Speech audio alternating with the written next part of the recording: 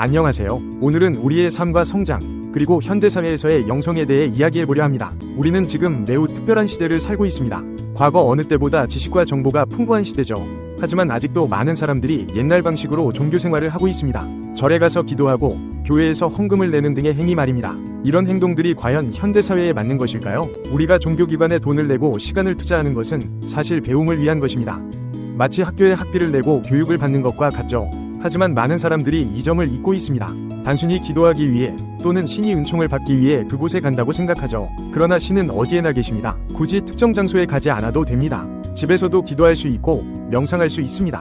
중요한 것은 우리가 그 시간과 에너지를 어떻게 사용하느냐입니다. 현대사회는 지식인의 시대입니다. 과거처럼 단순히 믿음만으로는 부족합니다. 우리는 배우고 성장하고 그 지식을 활용해야 합니다.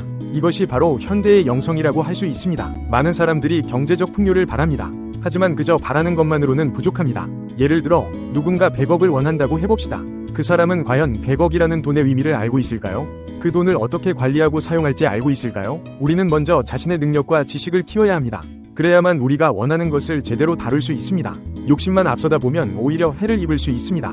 자신의 능력 이상의 것을 가지게 되면 그것을 감당하지 못하고 오히려 고통받을 수 있기 때문입니다. 우리는 지금 후천시대라고 불리는 새로운 시대에 살고 있습니다. 이는 지식과 덕이 중요시되는 시대입니다. 과거의 미신적이고 맹목적인 신앙은 더 이상 통하지 않습니다. 이제는 지식을 바탕으로 한 영성, 그리고 그것을 실천하는 삶이 중요합니다. 특히 우리 대한민국은 인재를 키우는 나라입니다. 우리는 이 시대에 맞는 새로운 영성, 새로운 삶의 방식을 만들어가야 합니다. 단순히 욕심을 내는 것이 아니라 자신의 능력을 키우고 그것을 바탕으로 세상에 기여하는 삶을 살아야 합니다. 물론 이런 변화는 쉽지 않을 것입니다. 오랜 세월 동안 익숙해진 습관을 바꾸는 것은 어려운 일이죠.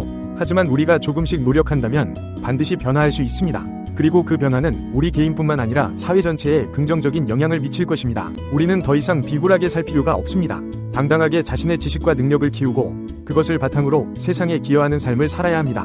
이것이 바로 현대사회에서의 진정한 영성이자 우리가 나아가야 할 방향입니다. 마지막으로 강조하고 싶은 것은 우리 모두가 특별한 사명을 가지고 이 땅에 태어났다는 점입니다. 우리는 조상의 얼을 빛내고 인류 공영에 이바지해야 할 책임이 있습니다. 이를 위해 우리는 끊임없이 배우고 성장하고 실천해야 합니다. 이제 우리는 새로운 시대, 새로운 영성의 시대를 맞이하고 있습니다. 과거의 방식에 얽매이지 말고 현재를 직시하며 미래를 준비해야 합니다. 우리 모두가 이 변화의 주역이 되어 더 나은 세상을 만들어갈 수 있기를 희망합니다. 감사합니다.